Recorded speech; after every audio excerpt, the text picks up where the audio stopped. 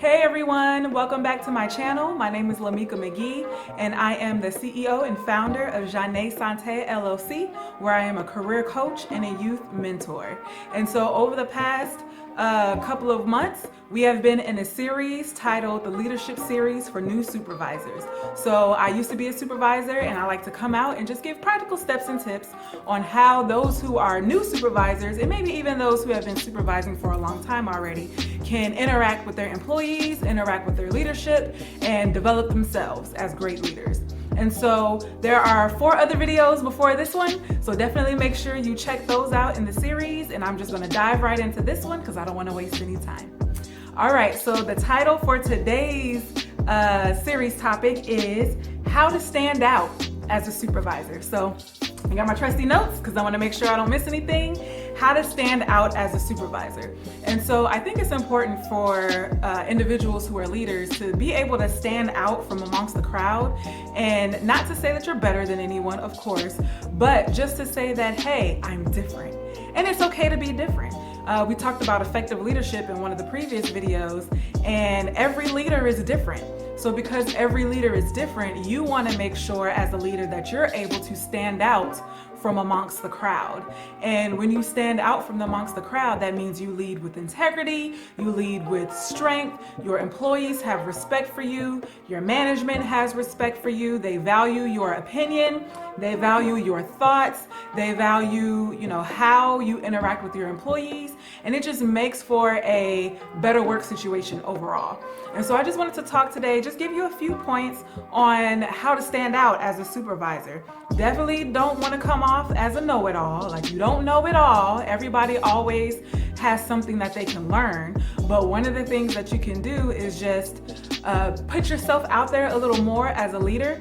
And sometimes as leaders, you can be put in uncomfortable positions where it may pull you out of your comfort zone. And because it might pull you out of your comfort zone, you might be the type that's just like, I'm just gonna come to work, I'm gonna lead my employees, and I'm gonna go home. And that's good, not to say that that's bad, but if you wanna be further along in your career, one of the things that you're gonna have to do is come out of your comfort zone and network, right? And so when you network with other people, and when your reputation precedes you, then it's easier for you when you're interacting with your employees. They trust you, they want to be around you, they want to talk to you. And then when you feel like you're ready to move on as a leader, then you will have the tools necessary to do so. You'll have great recommendations.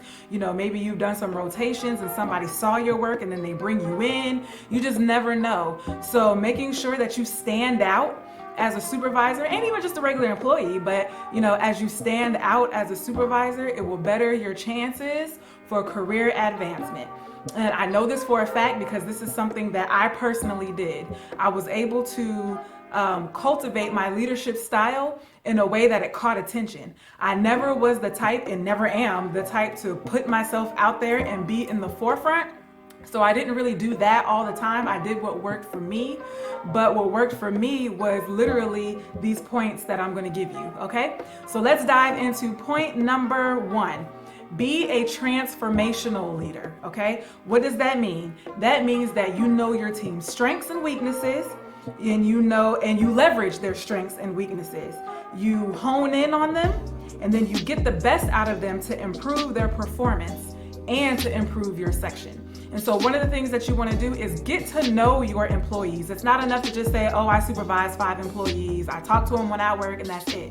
One of the things that I did was I cultivated relationships with my employees. So I knew what was going on in their everyday life. I knew what was going on with their kids, their grandkids. They told me about health issues. They told me about work issues, any family issues that they had. I was their sounding board and kind of low-key their counselor because they felt like with me, they were able to have a release. Why? Because I cultivated that type of relationship with them. I also told them about me. They knew what was going on, if I was traveling, where I was going, who I was going with, if I was at the time I was supervising, I was in college.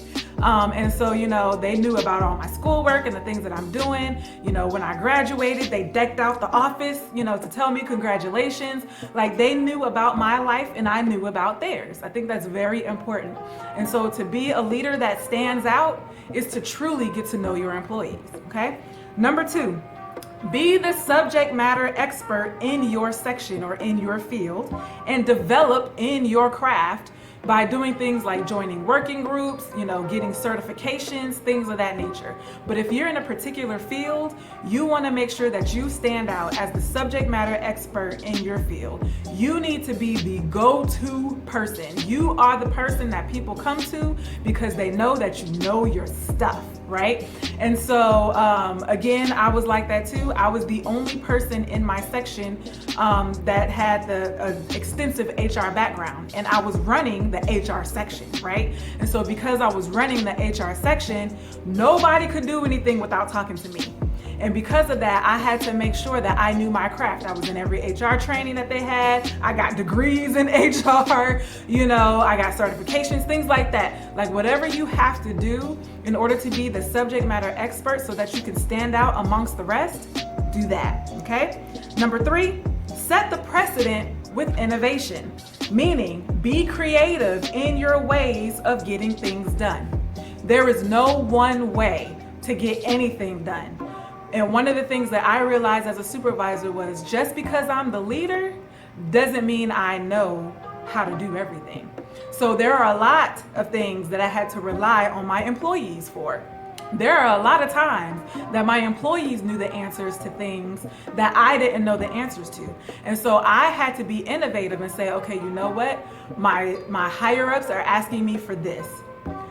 At the present moment, I don't know how to give them this. So how do I figure this out? Okay, I'm gonna talk to my employees, see if anybody knows anything. All right, now I need to network with my peers in my job area and see if they know anything. So I'm gonna reach out to them. Okay, if they don't know anything, then I went to this training with this one particular person who kind of had a background in this. Let me contact them.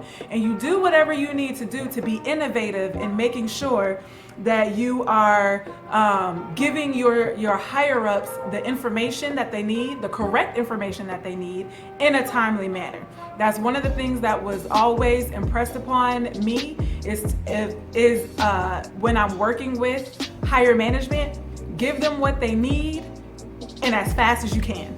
But also, if you have an understanding management who knows, okay, you probably won't find this information today, so it's okay if you get it to me in 3 days. Then you can work things out like that. But be innovative. Don't just think, I know it all and I can find the answer to it and I'm not going to ask anybody else. There is nothing wrong with asking your employees, do they know something that you don't know? It builds trust and it gains respect. Okay? So, set precedent with innovation. And then the last thing, number 4, establish relationships with senior leadership. Make sure that you avail yourself to their needs, but know what they need before they do, okay? And then be attentive to listening to what they say, even when they're not asking you anything. And that's one of the things that I really learned with my previous director. I worked hand in hand with her and the chief of staff. And one of the things that I had to learn was to anticipate what is my director going to ask for in this meeting and how can I already provide her the answer that she needs before she asks me. And so that came out of building my relationship with her.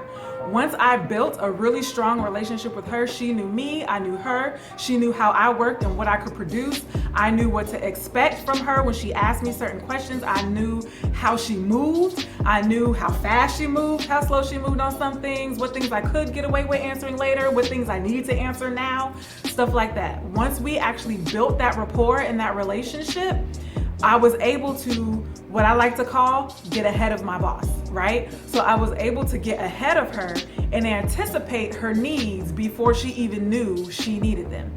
And so just to give you an example, one time she was signing a whole bunch of documents, right? Signing a whole bunch of documents. And we're just talking as she's signing. She's like, yeah, life's going on, whatever. And as she's signing, she just throws out, I really need a signature stamp because, signing stuff gets hard. And she just left it at that. She didn't say, hey, Lamika, can you and your team get me a signature stamp? Right? And so I heard her throw it out there. I wrote it in my notebook. I went to my employee and I said, hey, we need to order the director a signature stamp. We got everything together. She sent us her signature. She had the stamp on her desk within a few days. And she was like, oh my gosh, Lamika, I mean, I just threw it out there. I wasn't expecting you to actually really do it. And I said, well, you are my boss. You're my director. You said you needed something. I'm gonna make sure you get it, right? And so you have to be able to anticipate their needs or just listen to what they need just in random conversation.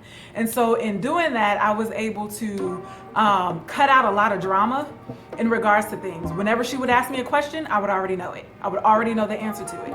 Whenever she hit me with a question that I didn't know the answer to, I would always say, you know what, ma'am, I don't know the answer to that right now, but I will get it to you as soon as I can. Time we walked out the meeting, I would get research, find the answer, and then I would send it to her and say, here's your answer. And she'd be like, oh, wow, that was fast, because I am the one that has to produce. And so because I'm the one that has to produce and make sure that you have what you need, then I'm going to do what I can to do that, right?